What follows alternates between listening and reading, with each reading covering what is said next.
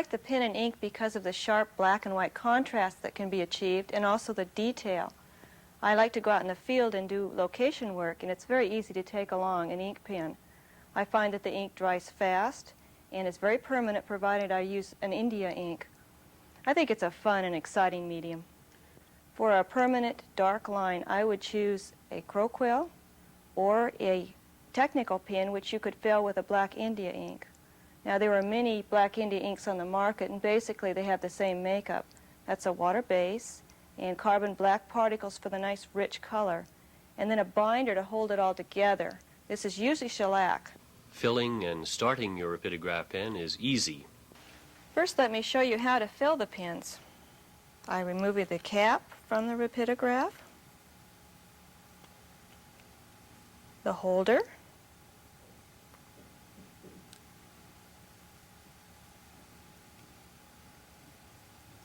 the clamp ring. This secures the ink cartridge on and also denotes the size of the pen nib. This is a size 0. The ink cartridge just slides off, and I'll lay down the body of the pen.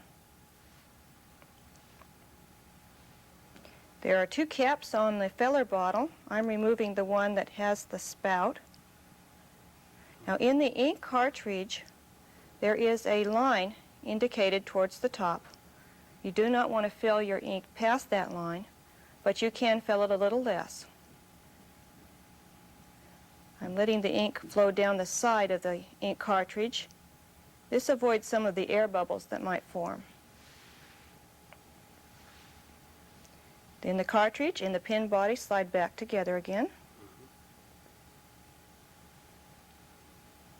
Add the clamp ring. Make sure it's good and secure. The handle. Now before I put the cap on, I'll want to start the pen, and this is done by gently rocking it in a horizontal manner. You might hear the clicking sound. This is the pump bringing the ink forward towards the nib of the pen. In a smaller size, I may choose to use a starting syringe or bulb, and this actually siphons it right to the front of the pen and takes a little less time. Here we go. And we have a nice ink flow. Oh, that's easy. One thing you really want to remember at this point, if you're not going to be working, is to put the cap back on the pen to prevent it from drying out.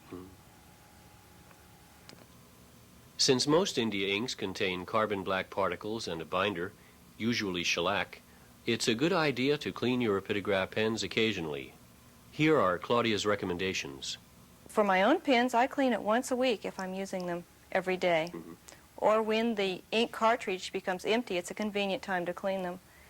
If I'm not working quite as hard, and I maybe once a week, I would clean them once a month. And when I'm going to put them away for a period of time, say a month or more, I put them away clean. It saves me a little trouble, and I can go back and know my pens are ready to work when I'm ready for them. Hey, fantastic. Let me see if I have this down now. If you use your pen every day, you should clean it once a week. If you use the pen only once a week, your recommendation is to clean it then once a month. Or when you run out of ink in the ink cartridge, clean the pen just before you refill the cartridge. And finally, if you're at the end of a project and are not going to be using the pens for a while, then clean the pens away, store them away dry, and they'll be ready to go when you're ready to use your pens again. That's right. Great. Cleaning your rapidograph pens occasionally, as Claudia has recommended, will keep them in top working order. Here's why. As the tip is drawn across the surface of the media, the ink flows out of the cartridge, down through the writing tube, and out onto the surface. At the same time the ink is coming out of the ink cartridge, air must pass up into it to replace it. We can see the path the air takes in this cutaway view of the pen. The air enters the pen through the air intake, moves along the air channel, through the vent hole, and into the ink cartridge. We refer to this exchange of ink and air as the breathing of the technical pen. During use, it's normal for a small quantity of ink to flow part of the way down the air channel, as we see here.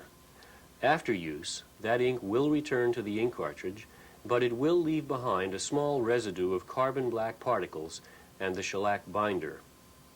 Over time, this residue will build up and, if not removed, will block the air from entering the ink cartridge.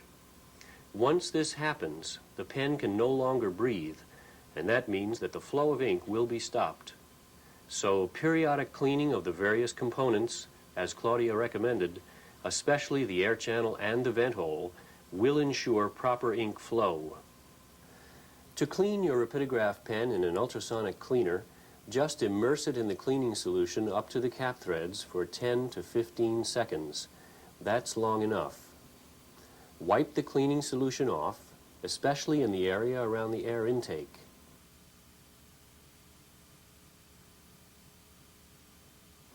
On a piece of scratch paper, get a jet black ink line flowing again, then cap the pen securely. The next time you uncap it, it'll be ready to go again. For a more thorough cleaning, take the pen apart. Remove the cap, the holder or barrel,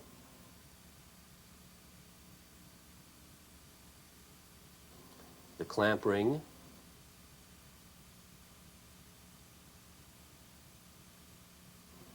and the ink cartridge.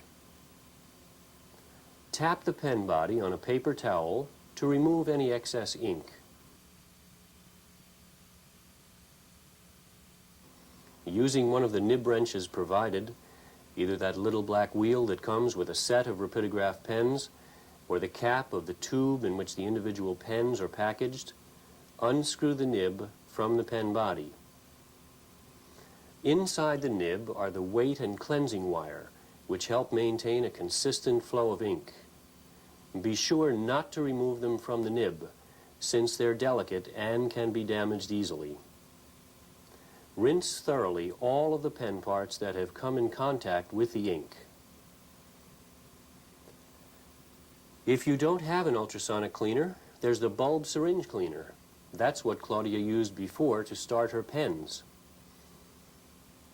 While you can use it for pen starting, you can use it for cleaning too, quickly and thoroughly. Here's how. After rinsing the soiled pen parts under running water, just screw the nib into the syringe, then immerse it into the Rapidoise cleaner and squeeze several times. This forces the Rapidoise, which has been specially formulated to remove India ink residue, back and forth through the nib and provides a thorough cleaning of the air channel, the vent hole, and the inside of the writing tube. A second set of threads in the bulb syringe permits the cleaning of the pen body and the nib together. Screw the pen body into the syringe at the clamp ring threads and squeeze as before.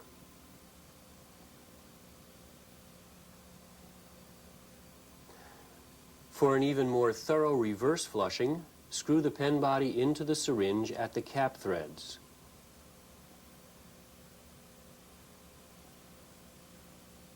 Immerse and squeeze.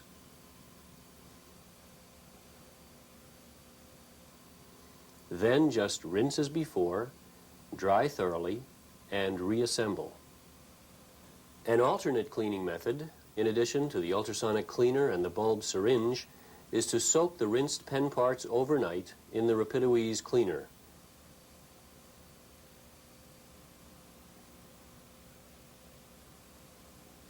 The next day, remove them from the Rapidoise, rinse, dry thoroughly, and reassemble. Occasional cleaning of your rapidograph pens using any of these methods will keep them in top working order and provide many hours of fun sketching.